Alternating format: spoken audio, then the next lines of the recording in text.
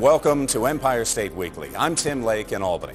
Well, this week we're focusing on the epidemic of sexual harassment in Hollywood, also network television, and at all levels of government, including right here in New York State. Now, on Wednesday, a New York State assemblyman was admonished for violating sexual harassment policies in the state legislature. He denies it and is soon leaving his state office for a county position. Empire State Weekly's Morgan Mackay takes a look now at the policies designed to keep members of the Assembly and the Senate responsible while in the workplace. 70% of victims of sexual harassment in the workplace do not report it. Donna Young, an Albany Law School professor, says that's because many victims fear retaliation or the stigma attached. In the last 15 years, at least 9 sexual misconduct complaints have been made in the Assembly. Sexual harassment law is based on the 1964 Civil Rights Act.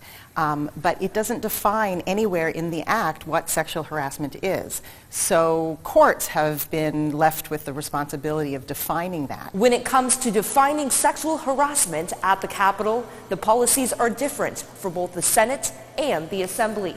Both in the Assembly and the Senate, members must complete an interactive 2-hour sexual harassment awareness training every 2 years.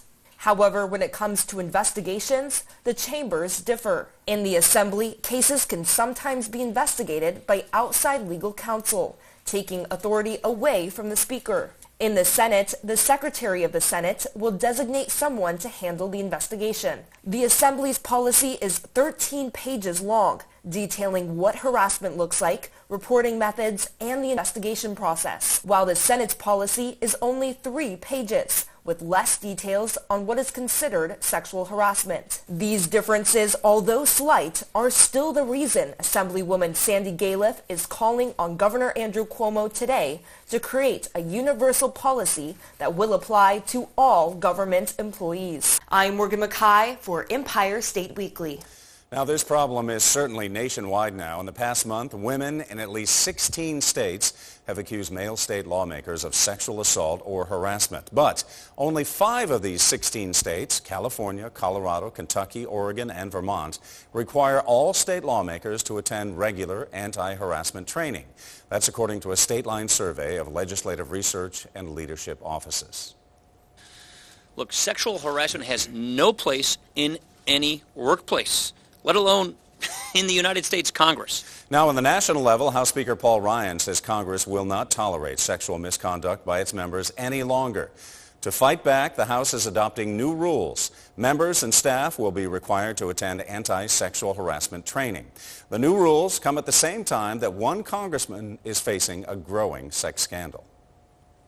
But the fact that some people end up walking these halls, are subjected to a threatening or hostile work environment when they came here to serve their country, to serve their ideals, that's wrong.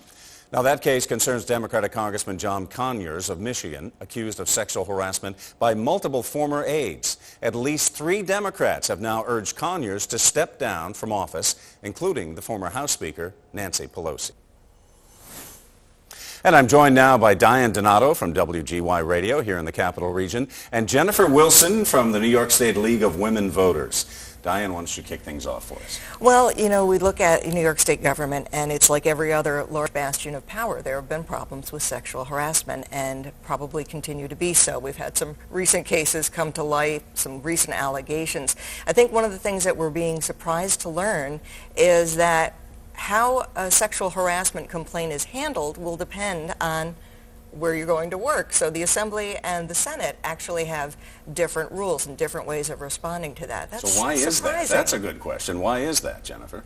Well, they don't have to have the same rules. The Assembly feasibly could propose their own set of guidelines, and the Senate can do their own set of guidelines, just kind of how they do ethics as well.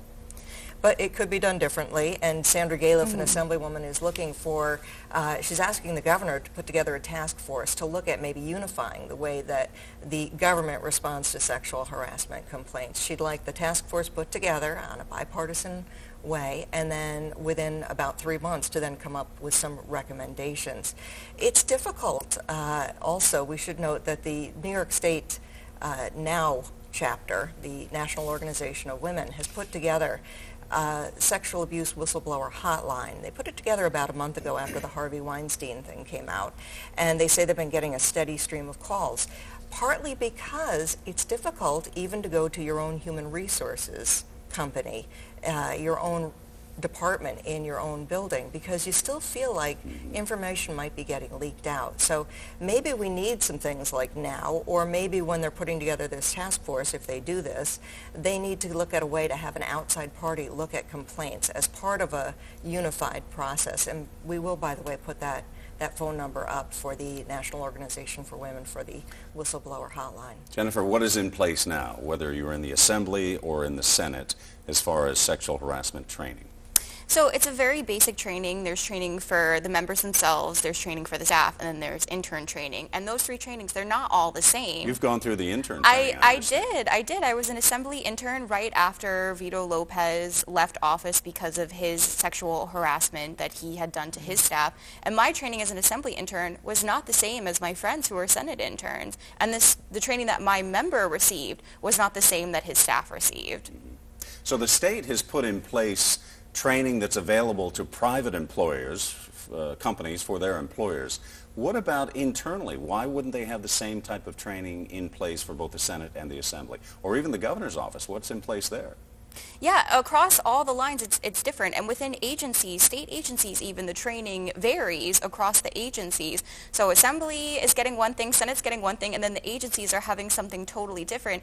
And I think a larger issue is the issue of where do I go if this does occur? Who do I talk to if I am harassed? And if we don't have a uniform process across all these agencies, across New York State, it becomes very confusing. And we should point out, too, that, of course, the government is very large. We think of the government as large in Albany, but for many people, they're working for an assembly member or a senator in some small district office, and it can be really very daunting to find the right place to go.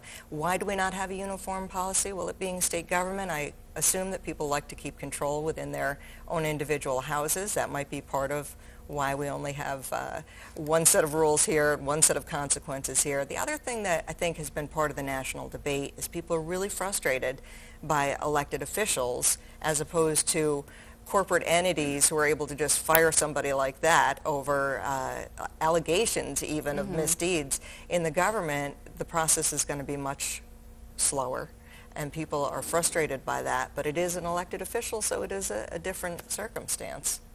And after all, you said elected officials, there should be a higher standard because these are the officials that are making the laws for the rest of us. Right, and we're paying them with our taxpayer dollars, and they're still receiving those dollars after these accusations come to light. And there's very little the leadership can do to admonish them. They can take away, if they have a committee chairmanship, they can take that away. They can say, okay, you can't have interns anymore. They can release a press statement saying, I think it's so bad that you did this, but that's about the extent of what they can do. On the other hand, how would an employee in the Assembly or the Senate recognize the possibility of retaliation? How would they recognize it? Well, I think it might be similar to recognizing sexual harassment. I think you know when it's happening. Yeah, and we've seen this. We've had multiple Assembly members, staffers have come forward. They've said that their member had harassed them, and they did face that retaliation. It was difficult for them to get a job after the fact because these other people knew that this had happened to them, and they didn't want it to happen within their own office. And so these victims, the victimization continues even after the fact, even after their accusations are proven true. They still have difficulties. Now, the League of Women Voters is an advocate group. From both of you, what would be the ideal scenario for sexual harassment training for all members of the Assembly and the Senate and their staffs and the governor's office as well? Let's start with you, Jennifer. I definitely think it needs to be uniform, and there needs to be a level of transparency. You know, we have JCOPE, the Joint Commission of Public Ethics, and there's so much materials on their websites that members have access to that they can see to make sure that they're following the guidelines. And I think there needs to be training for when people see this happening, and people need to know that if you see it happening, you need to say something, because the victim doesn't always want to come forward because of this retaliation. So if you see it happening in your office, you need to know that there's a place where you could go and say, I'm seeing this happening, and somebody needs to do something about it. National Organization of Women said similar things, is that they need more people to speak up. They need more people to get involved. They need people to not be complicit in letting it happen on the sidelines. And I do think that maybe we really need an outside agency to be the place where a person can go to at least and discuss their concerns and get the ball rolling, not someplace within the state. Yes, and a place to go like the hotline, where you Right. can make a report and not fear retaliation. Yeah. Yeah. Okay, thank you both very much for joining us here. Jennifer Wilson from the League of Women Voters. Good to have you on the show Thank again. you. All right, thank you. Well, lawmakers receive per diems when they head to work here in the Capitol and can get reimbursed for their expenses. So is $2.5 million a year too much? Are there enough restrictions on how they spend it? We're going to discuss that just ahead. Plus, why New York Democrats may soon have stronger numbers in the state Senate. And a reminder, if you have a comment or a story idea, let us know about it. You can email Empire State Weekly, or you can find us on Facebook and on Twitter.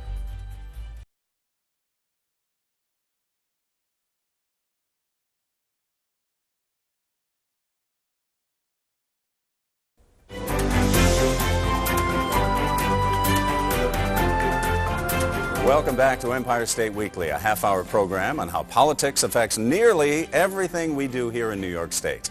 I'm Tim Lake in Albany. State lawmakers receive per diems when they convene here in the Capitol. They are essentially paid to cover their expenses to get here.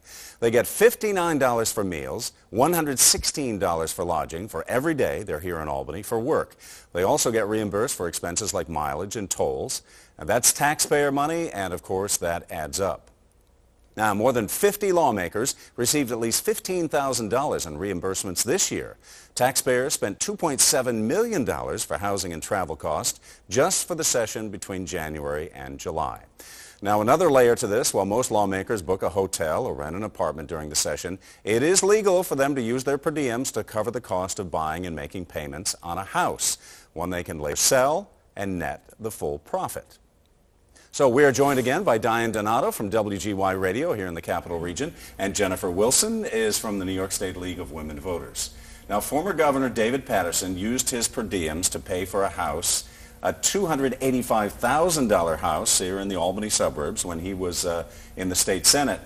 And then he later sold it for $325,000 earlier this year. Now, that is completely legal, but the question is this the right thing to do? What do you think, Diane? Is it ethical or not, right? It's pretty smart, really. It's quite creative.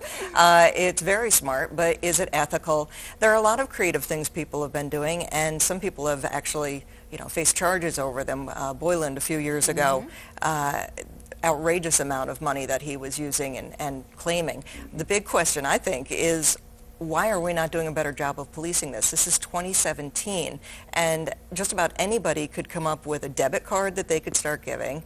They could start giving the legislators some kind of software to keep track of their expenses, because right now it's very willy-nilly. It's very all over the place. They don't really have to present a lot of information about their expenses. They can go to a cheaper hotel in Albany and then claim the full amount. Save the extra money. Right. I guess the question is, who makes the rules? There's the issue, right, Jennifer? Right, and it should be that the Assembly and Senate should set these rules, and there should be some sort of transparent process in place, just like they do with campaign finance, just like lobbyists have to do with their spending, but there's no process in place. They don't even have to present receipts. Imagine you go and stay at a hotel on your business's dime, and you don't give them a receipt after, and you just say, oh yeah, it was $1,000, I need $1,000. That's crazy. No business is run like that. Yeah, Yes. On the other hand, though, people might say they're paid $79,500 a year is their base pay. Some have to travel clear across the state. There is an expense involved. They're away from home. Some might say, do they deserve it? Well, do they or don't they?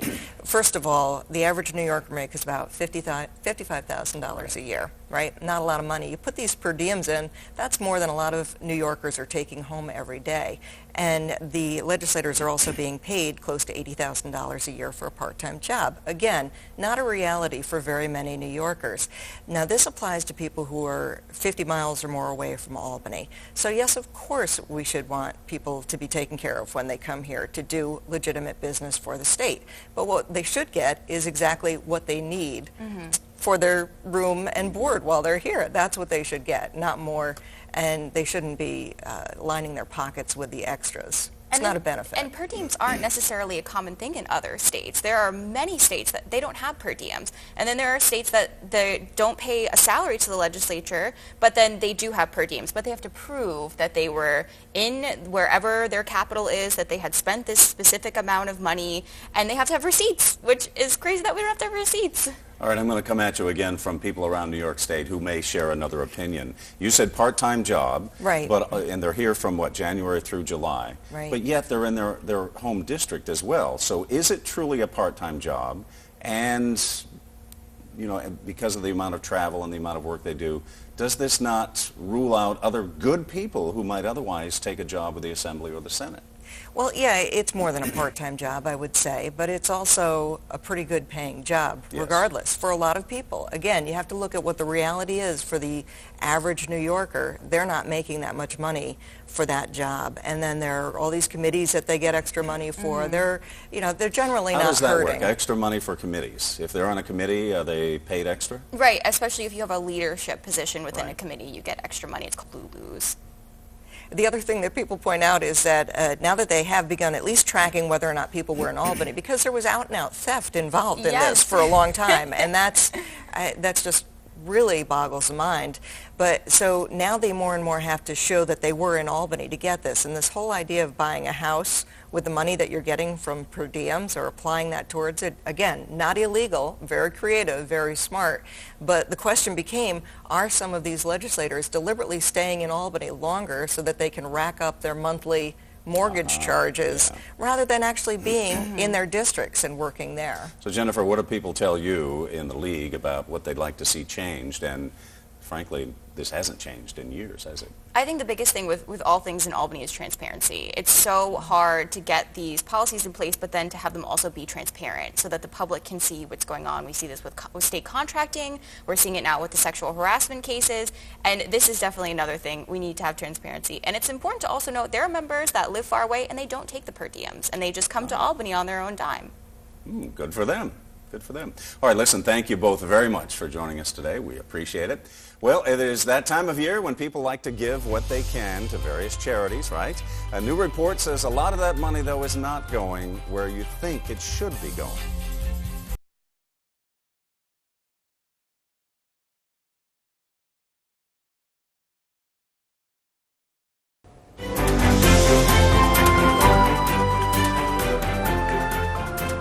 Welcome back to Empire State Weekly. I'm Tim Lake in Albany.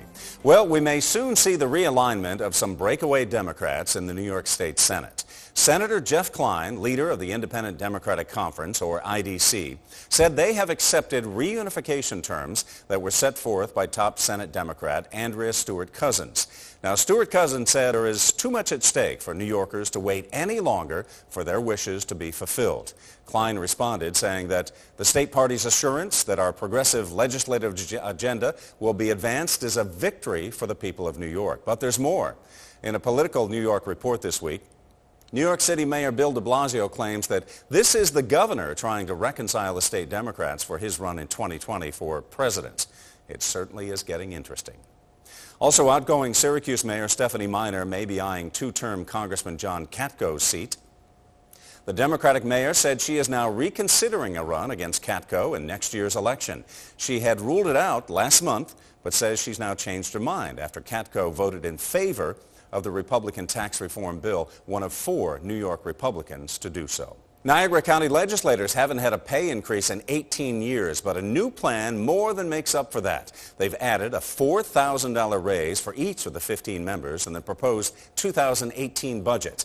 That equals a 26.5% pay raise for county legislators. Now, if passed, that would equate to a $12.23 hourly wage. And that is above the $10.40 state minimum wage for next year. New York County is banding together to recoup expenses in the fight against opioid addiction. Monroe County could be next of 10 other counties targeting companies that make and promote the medications. Now, they want to get back some of the money they say they have spent on law enforcement, treatment, and family court services related to opioid addiction issues. Also, it's that time of year again to give what you can, but the money you donate does not make it to your charity of choice in many cases. Attorney General Eric Schneiderman's annual Pennies for Charity report showing that 1/3 of all charitable donations end up in the personal pockets of professional fundraisers. Now, fundraisers help charities reach their high goals, of course, but some collect the fees so large that not much is left over for the cause. The Attorney General is also issuing a warning to holiday shoppers. If a deal seems too good to be true, well, it probably is. He is urging New Yorkers to be aware of fraud and scams while looking for all those holiday bargains. Medical marijuana is legal in New York State, but what do you think about legalizing and taxing it altogether? What a new Emerson College poll says about support for the idea, plus the results from our Empire State Weekly survey asking the same question.